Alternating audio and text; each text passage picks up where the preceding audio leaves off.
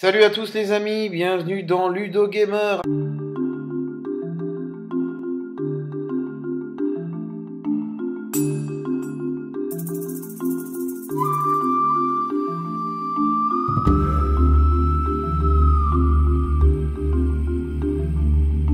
Alors, c'est un jeu qui s'appelle Migranji. Certains vous diront que j'ai pompé sur Jumanji et sa suite qui n'est pas l'adobe escompté à l'arrivée. Faut savoir que ça se tient, on suit ces adolescents et leurs avatars. Bref, je voulais pas vous parler de ça. Moi, je vous parle de Migranji, qui est un jeu qui peut à la fois se jouer comme au Monopoly, en jeu de plateau avec des pliables et des pions, ou alors en jeu d'arcade, vision subjective, style Duke Nukem ou Tomb Raider. En quelque sorte, Migranji, c'est quoi? C'est le jeu commence dans un pays en guerre, hein, tu es dans la peau d'un migrant, voilà, on se fout d'où ça se passe, c'est la guerre, ça canarde de partout, t'as du sang, t'as de la rate, t'as des boyaux, t'as des enfants qui crèvent sur le bord de la route. Bref, c'est vraiment badass, hein. T'es en vision subjective, hein, t'arrives au bord de la falaise et là t'as pas 36 solutions, soit tu te fais canarder, soit tu meurs noyé. Bref, en bas il y a un passeur qui t'attend, hein, sur un rafio de fortune qui prend l'autre partout. Bref, te voilà dans la peau d'un boat people. Tu sais que tu vas avoir la tasse, mais t'as pas le choix. C'est soit une bastos dans le cul,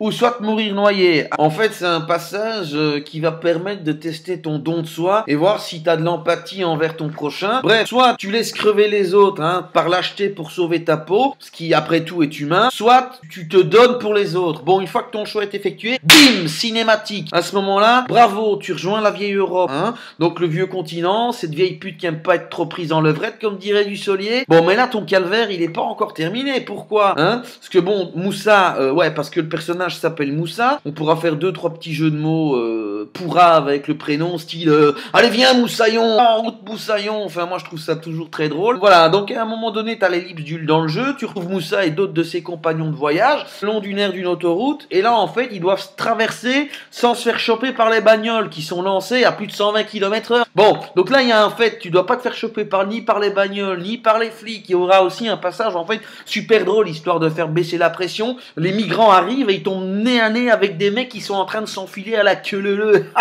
dans les toilettes du côté de Spi. Bon, ça, c'est un petit clin d'œil à Luperto. C'est quoi le super objectif de Moussa? C'est de se planquer. Il veut se planquer dans des camions en partance pour Calais. Sauf que là, évidemment, pas de bol, ils vont se faire choper par une descente de flics qui fouillent tous les camions. Donc Moussa, il doit s'échapper, il doit traverser l'autoroute, et là, bing, bing, bing, bing, bing, telle une boule de flipper, il doit passer entre les bagnoles qui sont lâchées à fond de balle, les putes. Bon, en fait, là aussi, tu vois, je trouve que le concept, il est fort de Migranji.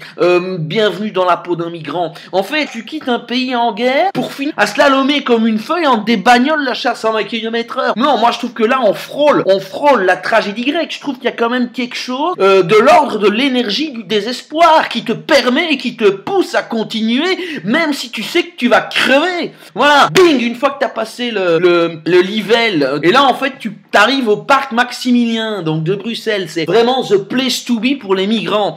Bon, là en fait tu rencontres plein de gens altruistes. En fait, la population en fait elle est divisée en deux camps. T'as les gentils, t'as ceux le monde est un village, et t'as ceux qui disent ouais, putain, non, qui rentre chez eux, hein, bande de voleurs, trou de balle, trou du cul, ce ne sont que des voleurs, des violeurs, ils vont encore nous piquer notre boulot, et puis, ils vont encore nous imposer leur religion, mingaté. Ça, tu vois, c'est intéressant, tu travailles sur le côté humain de la chose. En 40, on était bien content d'être accueillis par les Français et autres, Exodus, hein, sur les routes de France et de Navarre. Ha, l'histoire a quand même la mémoire courte, surtout maintenant, où tout se googlise à outrance. Là, tu tombes sur une famille sympa, une famille monoparentale, super important, parce que de nouveau là, attention, c'est un piège pour le migrant. Pourquoi? Mais parce que la madame, elle est super bien gaulée, et donc du coup, elle, bon, qu'est-ce qu'elle se dit? Bravo, un petit migrant, c'est exotique, je me le taperais bien, tu vois. Il la bascule comme une crêpe, comme une fleur, tout ce que tu veux. Et en fait, il se rend compte qu'en fait, la maman, non, c'était simplement de l'altruisme, elle en a rien à foutre de ta gueule, elle a déjà quelqu'un dans sa vie, elle sort peut-être avec, je sais pas, moi, son prof de fitness. Bref, en fait, t'es chassé manu militari parce qu'on te prend pour un violeur. Donc voilà. Par contre, t'as l'option je ne fais rien, pas de bol pour toi. T'as un super, parce que le super méchant de l'histoire, en fait, un putain de mec colonial Socialista. En tout cas, le gars permet de faire des visites domiciliaires. Donc du coup, en fait, si tu baises pas la nana, t'es quand même baisé parce qu'en fait, ils vont venir toquer à sa porte, comme en 40 et la Gestapo, pour te faire déloger. C'est ce qu'on appelle les visites domiciliaires. Et j'invite à mettre de l'argent dans Migrantj, hein, sur la plateforme participative. Hein, c'est Ludo Gamer, je suis concepteur du jeu vidéo. Et là, en fait, ce que je vais faire, c'est que je vais appeler Théo pour savoir s'il est d'accord de prêter son image au grand méchant de l'histoire. Allez, bisous à tous et n'oubliez pas, ne jouez pas votre vie, vivez-la. Welkom bij de NVA. Ja, goeiedag meneer, bonjour, je m'appelle Ludovic. Est-ce que je pourrais m'entretenir avec monsieur Franken, s'il vous plaît, alsjeblieft? Ja, ik zal het telefoonnummer geven van het kabinet. Klein momentje, dat is 02... Ja, spreekt u Frans? 14? Spreekt u Frans? Nee. Nee, Nee. een beetje. Maar ik zal het telefoonnummer geven van het kabinet van Theo Franken. Ja, meneer Franken is disponibel. Maar die is niet hier, hè. Spreekt u Frans? Spreekt u Frans? Nee. Nee. Naar het kabinet bellen. Spreekt u Engels? Yes. Yes, a little bit. A little bit, yes. Niet Frans? Nee. Spreekt u Italiaans?